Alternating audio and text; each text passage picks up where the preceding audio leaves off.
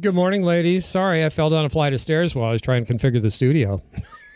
Good morning, Oz. Good morning, Amber. Hey, Amber. Good morning. Happy Friday. Happy Friday. What's going on, guys? What's new? Should we say hi to everybody right out of the gate so we don't forget to do that? Yeah. I think so. Yeah. Hey, Al from Vermont. Thank you for all your donations, Al. That really keeps us sane. We go out and buy beer every day after the show.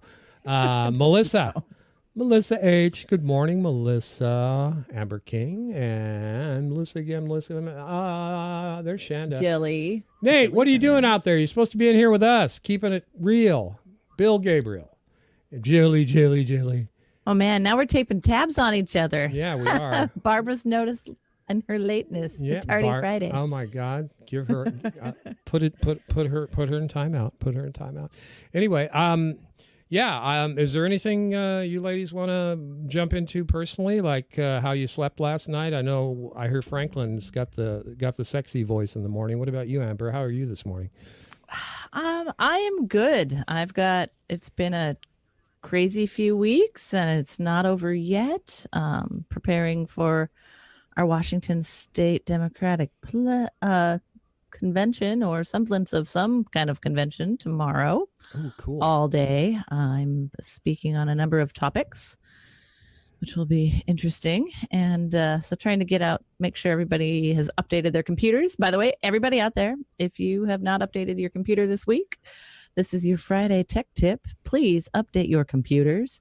Update all of your apps. There's a lot of things happening in the cyber world, and we want to make sure everybody's staying safe and able to participate in the ways that they like to stay connected in the world. So that's my tip.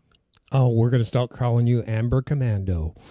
So, Shanda, what do you got cooking today? Anything special? I know you're getting your stink bombs ready to toss at the Washington Dems convention. So, Actually, I'm abstaining from the convention. I've just decided for my own sanity, I will cover it media-wise, but I am not going in and pretending to fight these guys at all. So, my deepest sympathy and rah-rah for everybody that is going. I appreciate you. I appreciate what you're doing. God be with you, because we know it's not going to be a fun weekend. Try to get as many shots and licks in as you can. That's the bottom line. And I am working on our unruly brunch for Sunday with Joy Man, which should be super fun. So stop in noon on Sunday and we're going to have a good time. oh yeah, Savage Joy. She's going to be on your show, and she's got a book to talk about there with Peter Douche, right? What is it now? What do we call it? Nate's Liver? Yeah, that should be great. That's awesome. Well, ladies, I figured something out this week. I mean, I had one of those epiphanies, and you know how they always say people are taken more serious when they wear glasses. Well, I figured out a way to raise my IQ, and how I do that is I put on these cool thick rim glasses, and what do you think? My IQ just went up 10 points. Yep. Yeah. But highly recommend. Highly recommend. But I even went one step further. Now that I have these on, that really, you guys see that? My ears, they disappear too. So they're my mouse ears. They're magic. So, yeah. I blame the Huskies. It's the Huskies. So I've got ears. I can't even see them. What the hell? Well, you have ears with the Huskies behind you at all times anyways. Yeah, you I know. These two little. Yeah, well, I thought I'd do the Mickey Mouse ear things, but it's not working. God damn it. Oh, well, next time. Too shiny. Too shiny. Yeah, it's too shiny. Maybe I should paint them not green. What color should I paint them? Yellow? Well, if you just put like felt on the front, it'd felt, be fine. Yeah, felt. Little felt cutouts with happy faces on them, maybe. That's something like that. Yeah. Okay. Well, shoot. Amber, you sent me this morning. What is this? Can you tell us what this is? Yes. So many of you have seen the beautiful things that they have done, like in Washington, D.C., on the path to the White House, on what they have done. And yesterday, I saw that our new, keeps changing names, but I believe it's still Chaz at the moment, although there's talks of renaming the area. But our liberated police zone pretty much had a what many people were calling the COVID Coachella of socially, spatially distanced art festival yesterday up on Capitol Hill, which has been, there's several areas and neighborhoods of Seattle that have been known for free speech, known for art, known for diversity, known for a thriving community, and even amongst the high-rise mini condos popping up everywhere, displacing some of the more affordable housing. I know one of my first Capitol Hill apartments was like $4.25 a month. It was amazing. Probably rents for about $1,700 now. They had a beautiful art festival over the weekend, and so this is one of the things that they did in the streets. When it is just gorgeous, feel free to replay it a few times. Okay, let's run this thing. I think it is gorgeous. Anybody wants to like sing soaring music, go for it. What is it? Climb the highest mountain? Okay. But it's really gorgeous. I mean, it's just powerful and moving, and I love it. Now, is this what Trump is talking about invading, or is that something else? Yeah, no, Trump wants to invade this area. He wants to invade this. Okay. Yes, by our ultra left wing governor. Our ultra left wing. Yeah, okay. Has a lot of us laughing. Yeah, there we go. Right? Black Lives Matter. Wow. Isn't that beautiful? That is gorgeous. Yeah. That is gorgeous. I think that makes so lots of events happening in Seattle today. There's also it sounds like there's going to be a bill set forth on also for those of you who don't know that would like to participate and learn about our public processes. In Seattle, there is city council meetings every Monday at 2 p.m. So you can watch those online always. And many of us have been driving around the city block during those meetings as well, car protesting. But there's a lot of events happening today in solidarity. It's actually the first officially sanctioned Black Lives Matter event is happening today. That all the rest of these events that have happened over the last several weeks have been community driven. So this was their first actual event planned. So it's amazing. They have a beautiful order of procession that they're asking participants to respect, including that the movement itself marches first, followed by Black youth, followed by the Black community, followed by people of color, then followed by elected and appointed officials and candidates, and then white allies, and lastly, bikes. They're asking the white allies and bicycles to help provide safety along the edges and to not escalate anything, as we expect this to be a peaceful, silent event. So I believe it's not going to be anything, hopefully, like we've seen in the past. Sounds like Mayor Durkin is recanting some of her previous sentiments, seeing the outcry of support for this event. It's going really well. They've tried to spin some hit pieces in the media also about like businesses being harassed, and they've had to retract those because they weren't true at all. So it's really a beautiful thing. It's, they're talking about on Monday taking the police station and turning it into a community center. And that's really the gist of all of these outcries across the nation is we need more community. We need less police, less fear, more love. So where was Sadly, we saw the chief of police this morning on our local news station saying they want the station back. It's slowing response times to an hour, which we know is bullshit. The fire chief's been down there. There is no slow responsive aid cars there, so it's just propaganda that's coming from that side. So where was the war zone we were showing yesterday? Wasn't that in Seattle too, with the tear gas and all the masks and stuff? Wasn't that the same exact spot? But that was when the police were there. When the police take were the police there, away and it changes it. Oh yeah. It's actually where I normally play softball this time of year and not throughout the winter. They were throwing tear gas, and the big thing is that they said they weren't going to do tear gas, and they turned around and did it anyway. And did we ever find out who was responsible for giving that order, or throwing the tear gas? Oh, it's the police force. So what they had a moratorium. The other points is that it is technically a chemical weapon, which is banned by treaties since the beginning of time, memoriam, after World War I. and we're still using it. So yeah, didn't somebody just die really, related to using tear gas on her? A 22-year-old student? Somebody died with that? Yeah, 2 days later. Yeah, it is a chemical weapon. It's definitely a chemical weapon to me because I ate an orange yesterday and now I have lip herpes going on. So that's a chemical weapon. I can't imagine what tear gas would do to me. I'd probably look like Swiss cheese out of some Tom and Jerry cartoon. So chemistry really does matter in the world. yeah. Morning, Nate. Nate. Oh, hi. Hi, Nate. Hey, I just had to made it comment in. on Oz's lip herp. My lip I'm glad herpes. you joined us for that. It's such an important topic. Yeah. Well, he's trying to transition. Yeah, I am trying to how'd you know that, Nate? I have a great story about that also. A Lip couple herpes? summers ago had a chemical burn from a moldy peach. A moldy peach. You got a chemical burn? Yeah, it was a peach. It was I'd been out camping and came home, didn't realize it was still sitting on a table. It was the living room was dark, and I just brushed my hand against it, and it burned the crap out of my fingers. God. Like insanely, just immediate chemical burn. And I it was insane. I had no idea. Jeez. I quickly ran over, rinsed it, washed it, put some lavender oil on it, ice, thought it was okay, went to work. The It was peach still or your bugging me hand? hours later. You put it on the peach, not the ice and stuff on the peach. Or No, your on hand? my fingers. On your my fingers. God, I'm slow. I was going to say. But you peach had the gotten so agency. moldy, it had the acid in the fruit itself had chemically burned my fingers. Anyway, I go to work. It's still killing me.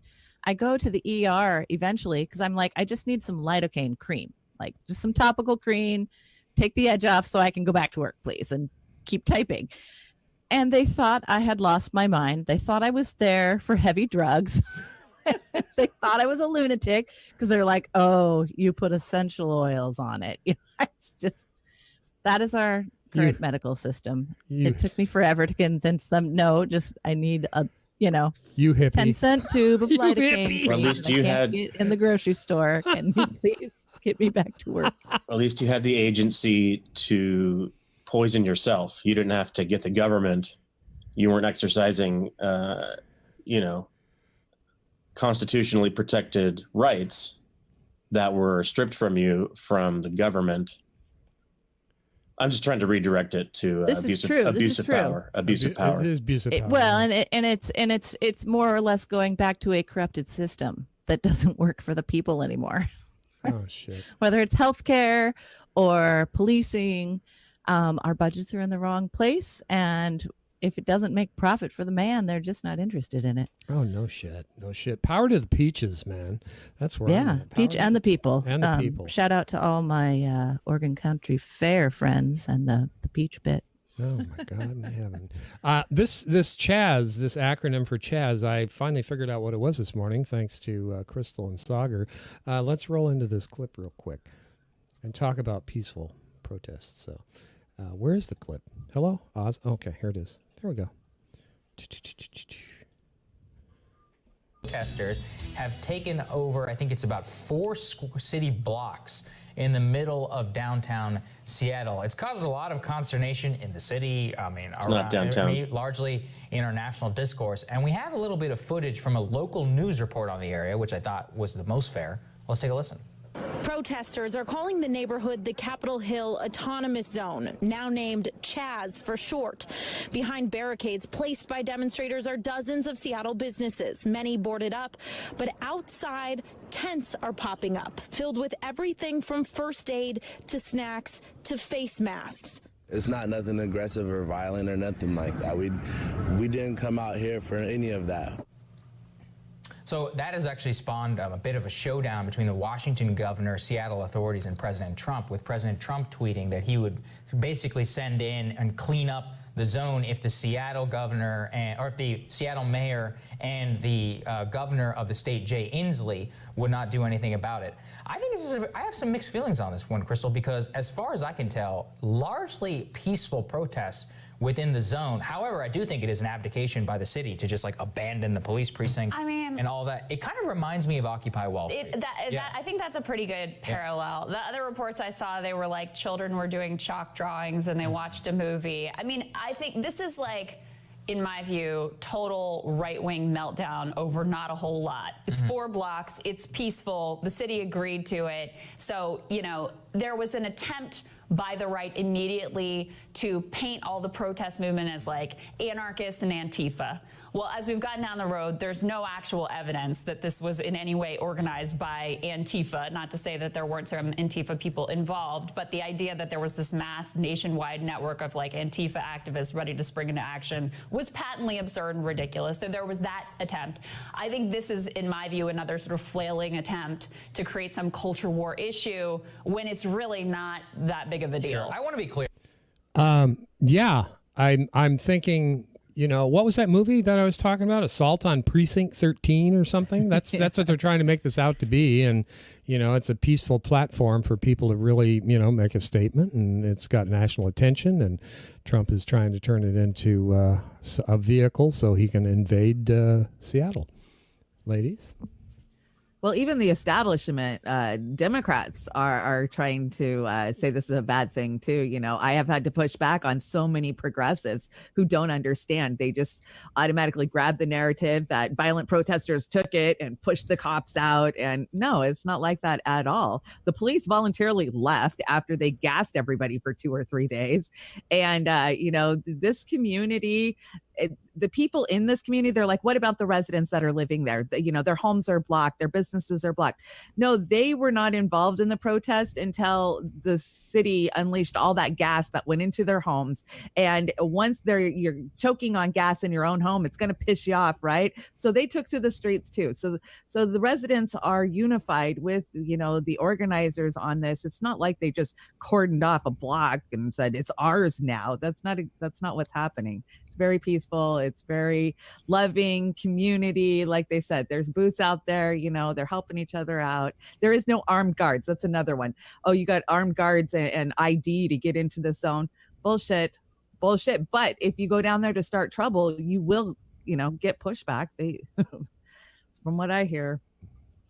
And I think the bigger issue is that you know, why do we need such a militarized police force? You know, I think most of us deep down under know why. You know, it's to continue the sale of our, you know, surplus military equipment, because man, when we sell it all to Cha-ching. local police forces, Cha-ching. Yeah. then we can buy more. You know, I mean, it's just about repurposing these funds, bringing it back to Oregon, and the Peach Pit. Pretty much based out of the community of the Oregon Country Fair and Spirit. Eugene has had an amazing program down there called Cahoots, and it stands for Crisis Assistance Helping Out in the Streets. And they answer calls of suicide intervention, overdose, without police backup. And it's been amazingly helpful. And they've had a lot of recognition. And I think that's a lot of more of what we'd like in our communities. And, you know, we're just seeing, I know for myself in Snohomish County, 75% of the county budget goes directly to law enforcement and the court systems. I don't think that's helping. You know, we have such other priorities in our communities, and until we stop making living a crime, and we start helping people live healthy, until they have, you know, clean air, clean water, you know, healthy food to eat, and a roof over their head, and a stable income, and the ability to earn an income that meets the needs of basic life, there would be so much less of the situations that police are having to be called into. So what are you saying? Economic security is important to people? I don't get that. And that it's directly related to the situations that are happening and why people are so upset. Bingo. Yeah, I got to say, go ahead, Nate. No, I was going to say one other thing with the Capitol Hill Autonomous Zone. My understanding is they don't actually like the name Chaz, which I understand, but also you can see the kind of thing that one more reason I'm grateful to be here, so I can see what's actually happening. So you can see the national response and the way that this particular issue is being used to stoke fear across the country. So we can see here, you know, even they were just talking about, this is downtown. This is not downtown, first of all. And they're talking about, you know, it's always just wanting to stoke fear. Again, they're talking about Antifa people originally who were coming in and stoking things, which, like you said, has not happened. And then they want to talk about all the armed security, which my understanding is that there was a real fear that Proud Boys were going to make an appearance at the autonomous zone in Capitol Hill, and so they had locals, people in that area. They actually made solicited armed people to come and protect the area, and so that's what the checking of IDs was, when they actually had a real threat that Proud Boys were going to come. And so they were just protecting their area, and that's done now, so that was based on a real threat. And so things like that get twisted and used as misinformation and stoke the fear. And when really it's great that we do have a lot of actually people here reporting and can actually tell us that, listen, this is a peaceful thing, and really break it down for us what's actually happening. Wow. Actual news. Thing.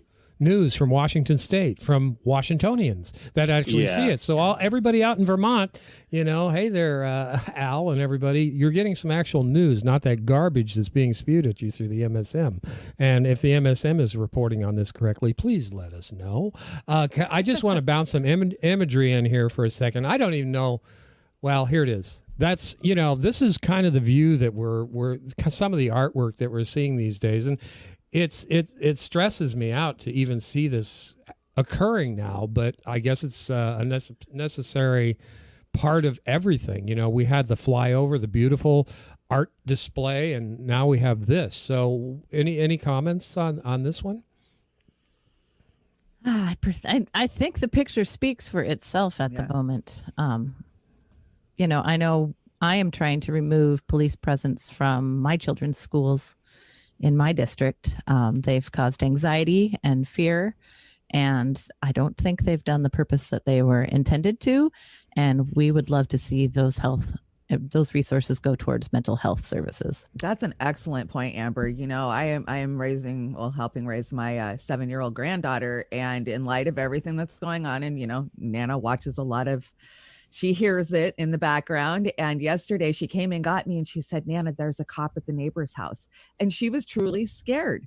She was scared of the police. And I'm like, well, that's a sheriff. You don't have to be scared. I'm trying to reassure her, but explain to her what is actually going on, and it's hard to do when they're 7 years old. Yeah. Children are already afraid naturally of everything because they're born, and, mom's got to take care of, so they're concerned. It's a whole new world for them. And to add this dimension on top of everything else, I remember when I was a kid going to kindergarten, we were still crawling under our desks because we were worried about a nuke being dropped on the place. Right. I mean, that was huge. I didn't understand it at the time. I just thought it was an exercise that we had to do, but it's absolutely, it's crazy and maddening. I want to check in with Hollywood today and see how they're reacting to all this great stuff. I don't know if you guys have seen it, but Fiorella with the Convo Couch, she checked it out. She had some words to say about it, and I won't get into them there, but check out the Convo Couch. I really appreciate Pasta and Fee, but let's hear what Rising has to say about this one. All right, so I need you to prepare yourself. This is a trigger warning for some of the most cringy material that you can possibly imagine. Brace yourself. The celebrities have decided that they know how to fix racism. Let's take a listen. I take responsibility. I take responsibility. I take responsibility. I take responsibility for every unchecked moment. For every time it was easier to ignore than to call it out for what it was. Every not so funny joke. Every unfair stereotype. Every blatant injustice, no matter how big or small. Every time I remained silent. In fairness, at least they weren't wearing kente cloth. Yes, they were not wearing kente cloth. So there's that. Thank you all. I mean, the worst part is I love some of those actors. It's just so painful. No, by the way, nobody wanted this. No one asked for it, and no one was happy about it. Just so you know, this is not just us trashing them. This is like universal sentiment of why did you do this? Because of course you take an issue that is so vital and there's so much passion and so critical, and then you turn around and like make it all about yourself. Like, look at me and how virtuous I am. Virtue signaling. Yeah, I mean, what stood out to me in that, as well as everything else, and yes, the kente cloth and the kneeling stuff, was that Deborah Messing, who I used to be a fan of as far as some of the work she's done, she was one of the few in there that couldn't seem to focus on her cue card or teleprompter. She was trying to read what she needed to say, and I noticed that too. Yeah, Nate. Yeah, I figured you would. But it's like, how many seconds did she have? 20 seconds, and she had to read her shit. What the hell, guys? Hollywood at its best again. Amber, what do you think? Well, the camera usually pulls out the authenticity of a person. And I've been saying that a lot lately, is that people are ready for real authentic dialogue and conversations in the world. And they could have done so many other things besides show their faces in authentic ways at a time when, again, yes, nobody wants to see them. And I think that's part of the reality. I mean, yes, we want these conversations to happen. We want them to happen around your kitchen table. We want them to happen when you're looking through social media with your kids, or, you know, out in the backyard. We want people to have conversations, but we don't need that anywhere in the universe right now. And this is like a sentiment, not only I think for political figures who've been in office for a while, shall I say, but also, also those in the media that have been in the limelight for a while. And that is that, if you've been representing humanity and a face of something for so long, that you can't reference your experience as, to keep staying there and also claim no responsibility for how America looks right now. You're part of the problem. You don't agree with that, do you, Shanda? No. My message to Hollywood is shut the fuck up. Knock this shit off. It never works. We saw it with Wonder Woman a couple of months ago with COVID, and it blew up in her face. Go back to your fucking gated communities where everything is fine and your security guards are protecting you, and leave us poor people to be. If you want to change systemic racism, start doing it at the freaking bottom level, hiring these people, hiring people of color as leads, hiring people of color as fucking directors. Just shut the fuck up. I find it so disgusting. Yeah, it's pretty bad. Nate, do you have any feelings about this one way or the other? Well, at the beginning, I thought it looked like Aaron Paul was actually acting. I like him too. That bummed me out. I like him too. But I thought at the beginning, it was like, oh, these are some actors doing some acting. And then, it turns out they're supposed to be genuine. And I don't know. It was just, it's a weird look. Like you said, just a bunch of, let's pay. I don't know what that was, but obviously it was a production that cost money to make. Why don't you put that money into any other production that, I don't know. Yeah, it's Was it directed ridiculous. by Meathead? It is a waste of time just like listening to me talk about it. Oh, that's all right. They listen to me, so why not? They should listen to you. You have better things to say. I just want to finish this clip up and just offer what we're referring to as far as the COVID thing. I know that you mentioned that earlier. Let's just see. If you screw up one time and you get a lot of pushback, you'd think you wouldn't do what you just did, but this is what they did the first time around, and it didn't play so well either. Yeah, let's take a listen. Imagine there's no heaven. It's easy if you try. No hell below us. Above us only sky. Imagine all the people living for no, turn it off. I can't take it. Oh, yeah, I know you're a Sarah Silverman fan. Now, come on. That physically You're hurt being me. ridiculous. Yeah, I honestly, I really felt like singing "We Are the World," and that's just totally different from this. The "We Are the World" thing. That had some merit back in the day, particularly the culture. But this stuff is just tripe from privileged, rich assholes from Hollywood. And that's what we get from Hollywood for the most part. And I do have something to say about what comes out of Hollywood. Yeah, there's some really smart, active people out there. Mark Ruffalo, Susan Sarandon, you know. Who else comes to mind? Let's give them a couple of shout outs who are actually doing shit, getting arrested. Danny Glover. Danny Glover. Danny DeVito. DeVito. I mean, yeah. getting arrested, taken to jail, all this stuff. Oh my God, Jane Fonda. She's part of the enemy, whatever. Those people actually mean their shit. They don't have to get together with a bunch of celebs and have a weenie roast here. That just kind of blew me away. So no matter what you think, you know, Hollywood, this is kind of disgraceful in my opinion. So anyway, where are we in the grand scheme of things, lady? We're moving right along, I think, sort of, kind of. We got that. Let me see. I missed something here. Shall we talk about? Let's talk about Joe for a second. Can we talk about Joe? I know how much you say no to Joe. Can't we just say no to Joe? I had this David Sirota thing. I'm just going to run a second. David, and by the way, I have to make culpa. I lost my bet. I thought they were going to talk about the infighting with David Sirota last week, and I didn't forget Shanda, but they didn't. But that was kind of a big deal, and they really should have, because that was basically the undermining by Jeff Weaver and Chuck Rocha in the Bernie Sanders campaign, how they helped tank his run for president.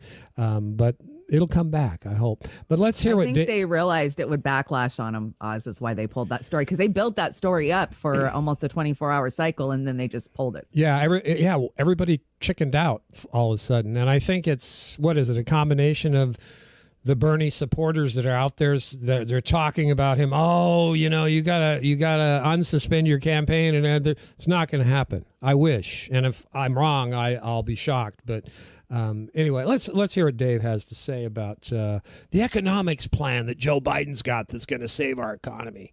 Joe Biden wins on election day. He could be tasked with bringing our economy out of a depression. But who is advising him, and what specific policies are they crafting remains a complete secret. As the New York Times reports, Joe Biden is seeking input from more than 100 left-leaning economists and other researchers, but there is little clarity on who actually has real influence. The only publicly named 3 economists who are advising Biden are 2 former chief White House economists and the top economist for Hillary Clinton's transition team in 2016.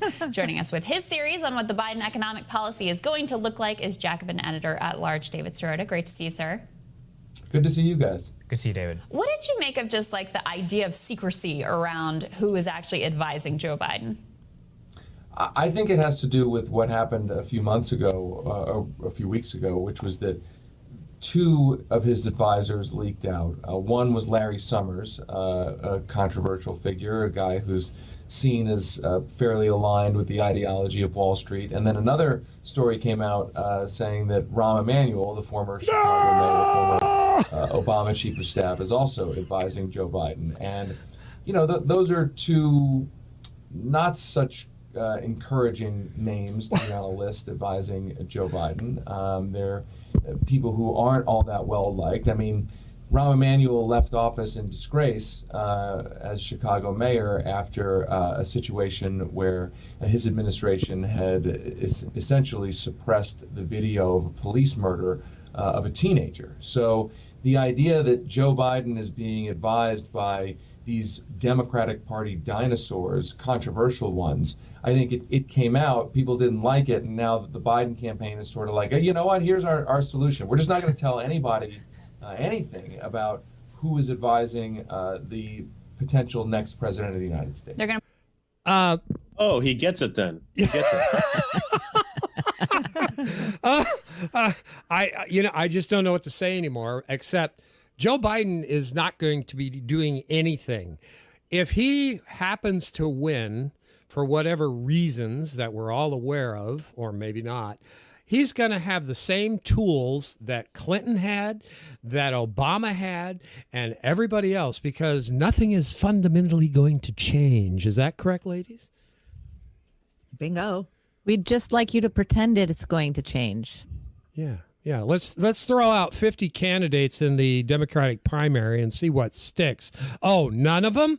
Okay, well, we're going to give you Joe to punish you, and we're just going to show you right in your face what's going to happen. So there you go. And they're going to do that with the same policies from the Obama administration that they had before, because our duopoly does not work for anybody but the corporate oligarch of the planet. So that's it. I'm sorry. Am I being condescending? I think I'm just with the choir. Oh, we're fucked. Preach it, brother. Yeah, we're fucked. We're fucked. Anyway, anybody want to say anything? I hate spending too much time with this, but I had to, Now, what is there to say that we don't already know? They're owned by Citibank. We know he's owned by credit card companies. I mean, come on. We know. Yeah, we know. We know. Adding 600, what was it? 600 million to policing. I think it was 300 million, but yeah, something like that. Clearly on point with the American public. Yeah, that's clearly. That's what we want to do. I don't know who gave me this. This Dave Chappelle was that? I did. Oh, okay. You want to preface this one? Let's kick it up a notch. So Candace Owen, if you don't know who she is, go look her up, because I'm not even going to waste my breath explaining who she is. Came out and attacked George Floyd for his character of who he was. Yikes. And yeah, very cringy. And Dave Chappelle responds and spanks her a little in this. That's great. I haven't seen this yet.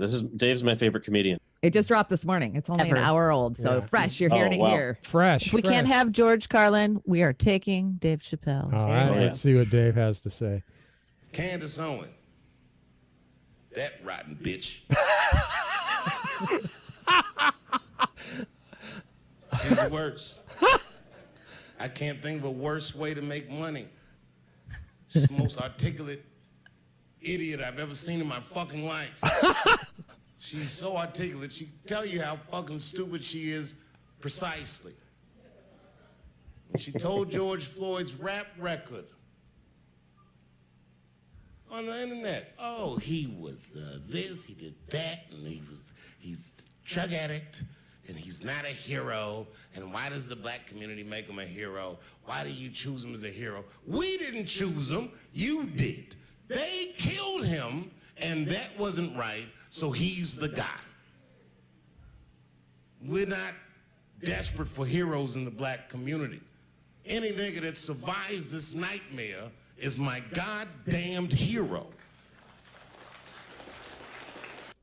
Candace Owen, that rotten bitch. I mean, it's as simple as that, too. Yeah, it is. It's not complicated. Ladies, can you add anything to Dave's monologue there? Oh, shit. Who could, but this was like an hour-long set he did. There's other clips out there. I think if you just go look up Dave Chappelle, you'll find this whole series. It's awesome. Dave's great. He's known for just going. I mean, comedy, as you might know, I've taken up stand-up comedy in the last couple of years, and it's a simple thing to get on stage, but it's a very difficult thing to do. But he's been doing it since he was a teenager, and he's just known as, one of the best right now. He can just go on stage and go, because he's a very thoughtful guy, and he thinks in a unique way. And he's had a lot of now, even more experiences, and just, he's a very impressive thinker. And he's, like I said before, he's one of my favorite stand-ups, has been for many years. And he's did a great job just breaking it down of like why her video. I just actually watched her video a couple days ago finally, and it's just jaw-droppingly ignorant. And she says a couple times, I don't think George Floyd should have been killed, but and it's like, well, then stop there. And you don't need to start degrading this guy. She has a very specific narrative that she's trying to play to. Also noted that she's been kicked off Twitter for inciting violence in the last week. Right. So, and disproven, and had to walk back her statements several times. When are they going to cancel her? Thanks. I mean, I think she should be allowed. I don't know about the inciting violence, but that video I watched is disgusting. I think she should be able to say it, but it's a friggin' gross video. And, she's going to invite that's why it's good to have that kind of thing in the public square, so people can just cut it down easily and immediately, and we can move on to the next legit idea. Amen. Yeah, I absolutely agree, because this is where we get into the discussion about censorship and things like that. Why not?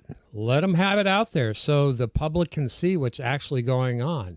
Don't try, like the Democratic establishment, they're all about just ban Trump from Twitter. Why? He's a gift that keeps on giving. What are you talking about?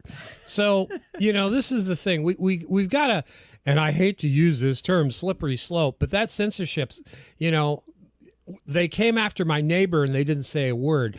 When they come after you, you're going to be squawking. So let's make sure that we get rid of tools like a shit pie with the FCC, who is already screwing us on the internet, and his collaborators, Mark Zuckerberg and those Google clowns down there, who are just in lockstep with the brown shirts of the internet. I just, we've got to stop that shit. Amber, you ready to say something? I can see it on your face. I just wanted to give a little background on Candace Owens, because I think putting people in context is really important. And knowing, she's not just somebody who magically appeared with these statements that really captured the movement of people or some white supremacist thoughts.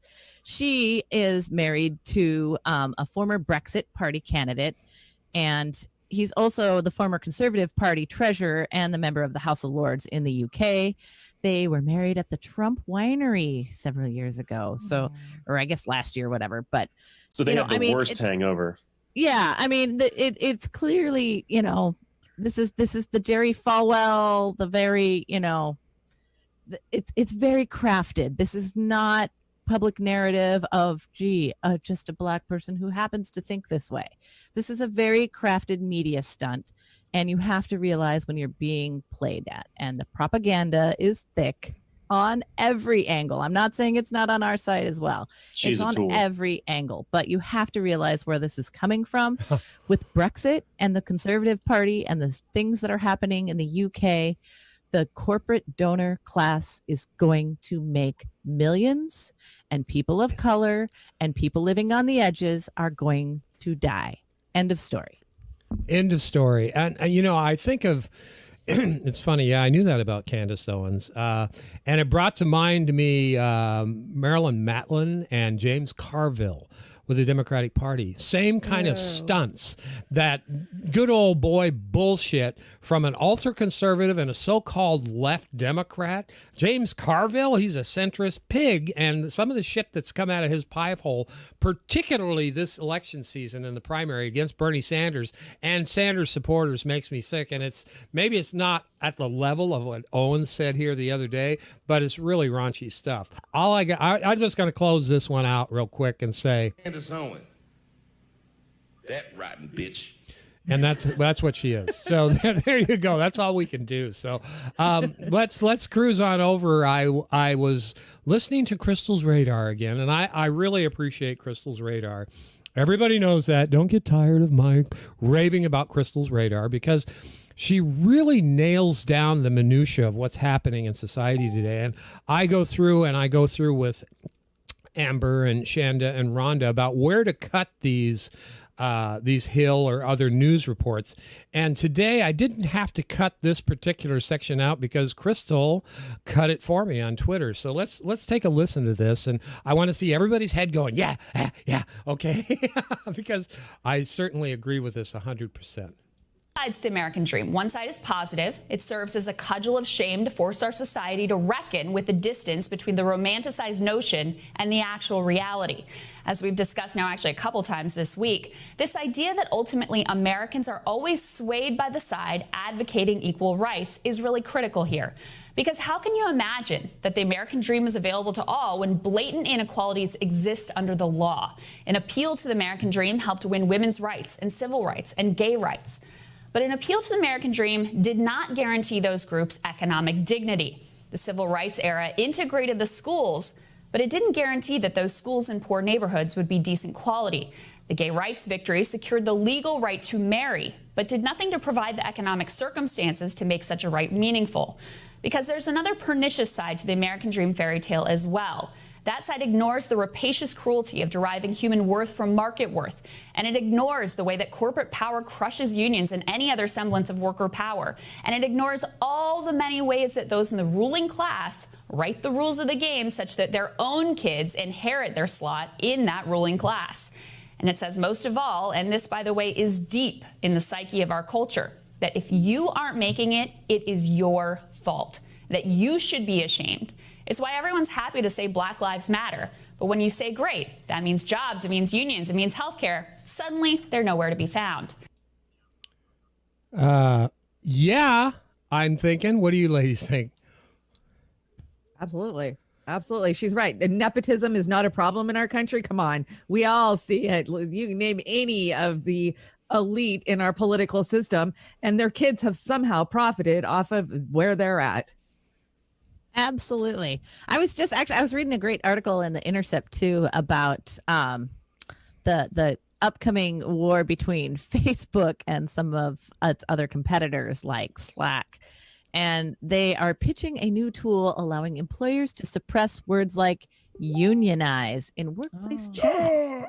Wow. They're really getting down to the nitty gritty now pretty soon. So Facebook is setting up. I mean, how are they going to have?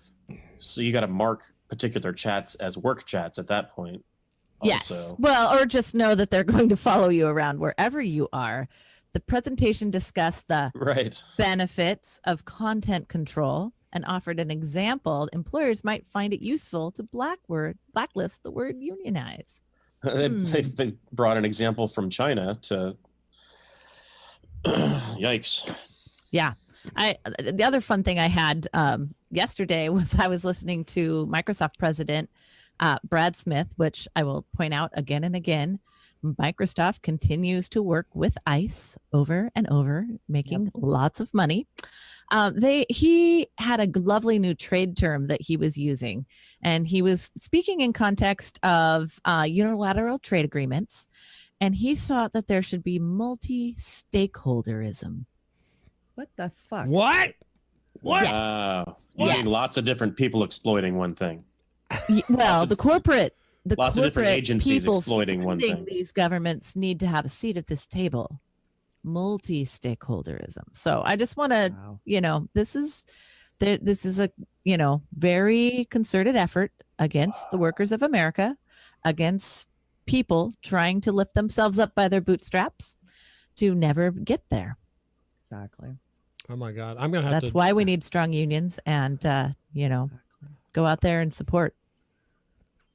Well, and the problem I've had with the unions, my ex was a union iron worker, is that they are very cliquey and fall into the nepotism lines too, because they're controlled by a lot of neolibs, and some of them, and some it's the conservatives. But so to even get vested into a union, you got to know somebody. You got to have an aunt, an uncle, a brother, a sister, a dad, a mom.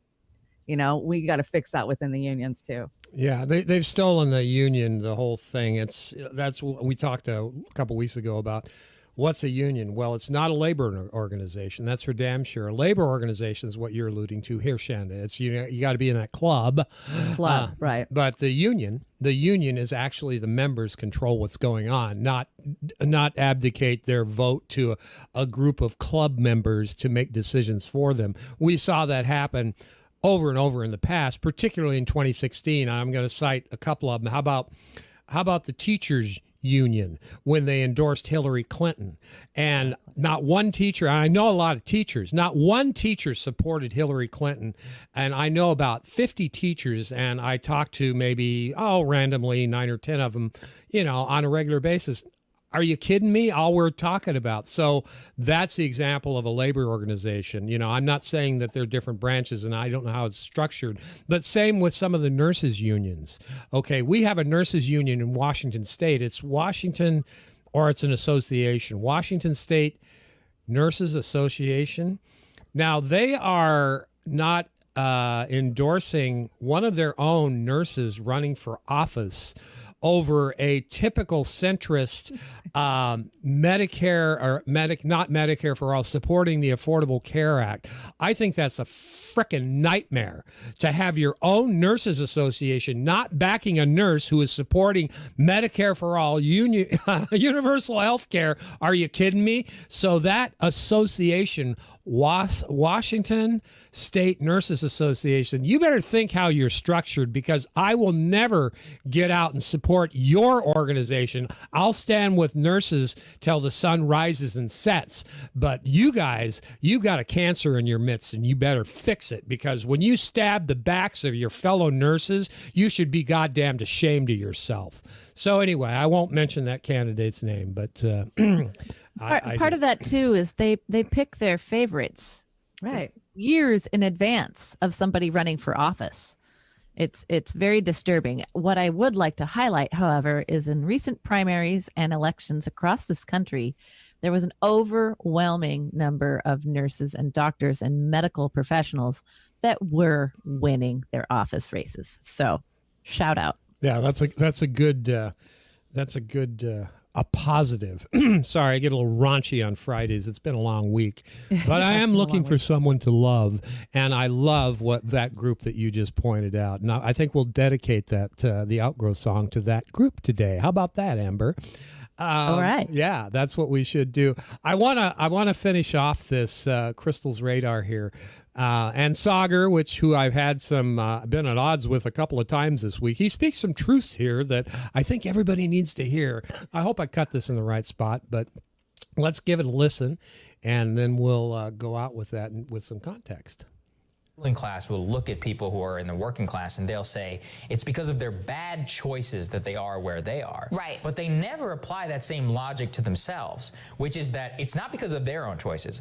It's because they structured the rules and they got political choices and policy choices to be made that made them rich and other people poor. So it's like a choice for thee, but not for me, because if they have to acknowledge that these people have spent 70 years trying to make it seem natural that we just ship all of our jobs overseas. They want you to think that's the natural order of the economy. And that there's no other choice, Comparative advantage, you fools. You want to pay more for a TV? No, of course not. That's the be-all, end-all of our society. They want to make it so that this is the natural state of things. If you are, if you ended up in a bad situation, screw you. Right. One of the most pernicious things, this is a libertarian thing, they're always like, why don't these people just get up and move, right? It's like, well, some people like living next to their mom. Some people like living next to their grandmother, or driving past a cemetery where 4 generations of their people have been buried, or being close to their uncles and aunts and taking care of their kids, or having a relative take care of their kids, and they don't want to move into a box-style apartment in the city and just live a soulless life. Yeah. There's nothing wrong with that. You know, that community value is something that's really been devalued across the board, and we see it in the way that, our communities are hollowed out. They're not valued. They're not supported by our government institutions. It's not considered a value that you're sort of looked down on. They're not even supported. They're trying to gut them. Right, exactly. They're you're sort of looked down on if that is a value that you affirmatively hold and strive to keep within your life. I think there's also something, I was thinking about this yesterday. If you secure people's basic economic rights, like you have healthcare, you've got a decent living, you've got all of these things are available to you, and you don't make it, then okay, we can talk about personal responsibility. We can talk about choices. But when you have a system that is so unfair, that is so rigged, that is so brutal and cruel to a majority of the population, then you have no right talking about personal responsibility with anyone.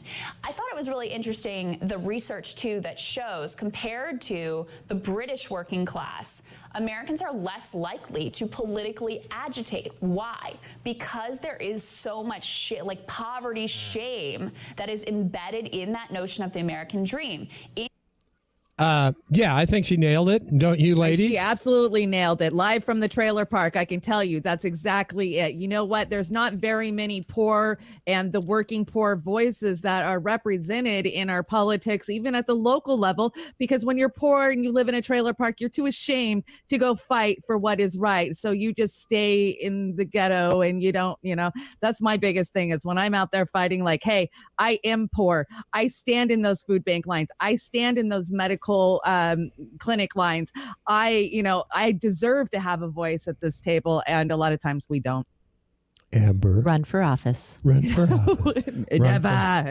Everyone. Everyone run for office. I think I don't care what it is. we talked about that yesterday, Shanda.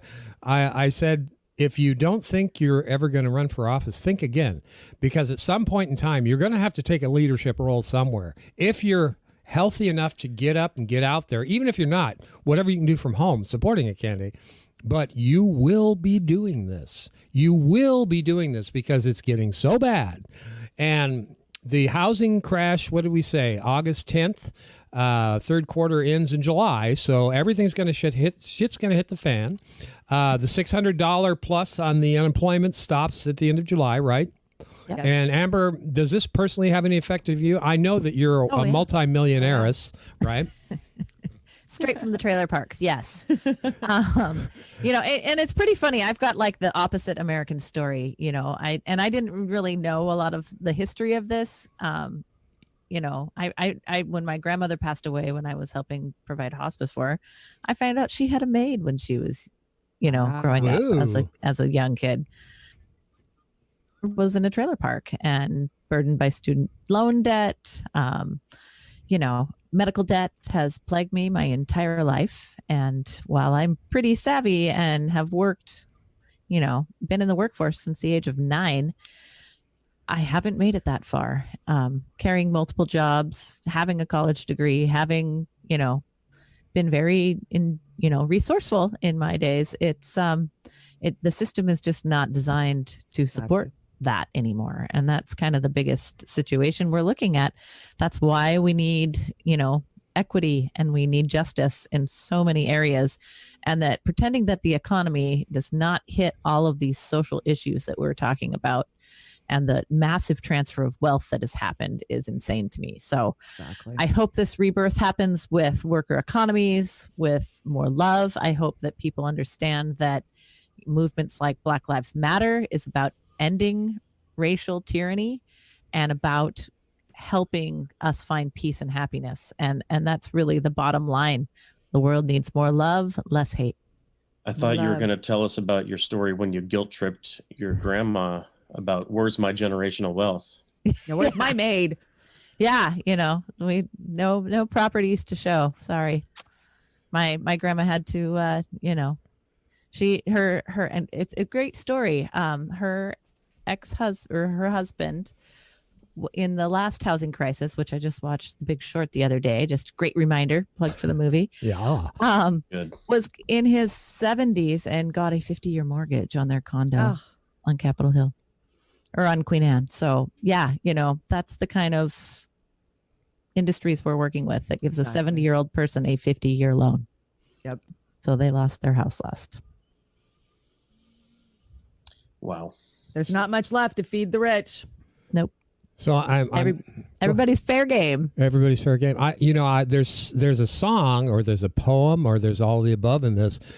Can we title it "Privileged in the Trailer Park"? Is that what we need to do here? Because I've checked my privilege, but I am running for office because I didn't like who was representing me, and that's really important. Go ahead. I wonder if a lot of those Trump fans are people who felt disenfranchised, and they don't feel like they can participate in democracy, so they don't maybe think about, hey, I can go out and be a representative, or maybe they're lazy. There's lots of different kinds of folks, or they turn into Trump people who, something you're talking about too. It's a class, race is a hugely important thing, of course, but I think the issues that are more than skin deep, like poverty, it's a harder threshold it's a harder thing for people to comprehend. I mean, of course, other people's race is hard for people to comprehend too, but something that is not obvious with your eyes is kind of, I think, a next frontier of, I don't know. It's another challenge, I guess. Well, and I think a lot of people just see through the BS. They see through the news. We're being played on both sides. And so I understand the frustration. I understand, the anger at the system. and that's, I think, minus the racial hatred, I think the far left and the far right have a lot more in common than they're willing to realize. And I agree. Having grown up in very Republican areas in Alaska, I understand the sentiment, and that's why so many people have abandoned both parties. But the problem with that is we leave a giant vacuum, and it gets filled with all the wrong people. Yep, so exactly, we have to just really focus on the future. Yeah, I couldn't agree more. I just again, I think that what we touched on today, really made clear where we're at in society as far as a multitude of topics. I wanted to give a shout out to this post. After seeing young people organize protests, turn out into the streets, get gassed and shot with rubber bullets, and then come back for more, I kind of never want to hear about lazy and entitled young people again, especially from anyone who bellyached about having to wear a mask. I appreciate that, Kurt. I can't tell you how on board I am with that. Anyway, I want to say thank you again to Amber and Shanda. Rhonda took the day off. She's got her plate runneth over with so many things going on. She bowed out this morning, but she should be back with us on Monday after a long weekend of convention fun, if that's what it's going to be. What do we got coming up, Shanda? Just quickly. Well, we've got the accidental act. Well, no, we got No Joke tomorrow with the Germans, Marcus. And I'm really looking forward to that. That'll be my first time sitting in with the boys, with the big guys. Mm-hmm. So join tomorrow. That's at 10 a.m. Pacific time. 10 a.m. Pacific time. Yeah, that's okay. And then Sunday at noon, we're going to have brunch with Joy Mann, formerly of Real Progressives, who's joined Uphill Media this coming week. And I just want to tell everybody that's going out to the convention this week, my heart's with you. My strength is with you. Keep your heads up high, unite, fight as hard as you can. And I'm so appreciative to every single person. We know that it might be a lost cause, but if our voices aren't there, then they're not heard at all. Amber? Thank you so much. Yeah. Solidarity to the people is what I have to say. We made it through another week. Who knows what's happening next week? I fully expect to end military funding and take our power back as people and rebuild in a new vision. I think it's time. I think the humanity of the world is ready for a shift, and that's being signaled. And I think we have a lot of heart and soul out there, and to not forget it. I just also want to shout out to everybody who's supporting us. Thank you, Al, in the chat. Please follow us on Rockfin Media. We are looking to expand and diversify our work, and any little bit of funding helps us a long ways. We're going to be looking at some grant writing and really, try and be a better voice for real people. Better voice for real people. You need to have a cough drop there, Amber. Hey, Oz, Al gave you $5. He said more beer, Oz? Yeah, well, we so appreciate that. I don't drink the beer. I just serve the beer to the ladies. They're the ones that do this. Hey, Marcus is here. Better watch out. You better not pout. Marcus. Shanda's coming to your show tomorrow there. That's Marcus. right. Watch out. The accidental activist is going to drag on No Joke tomorrow with Marcus and Dennis.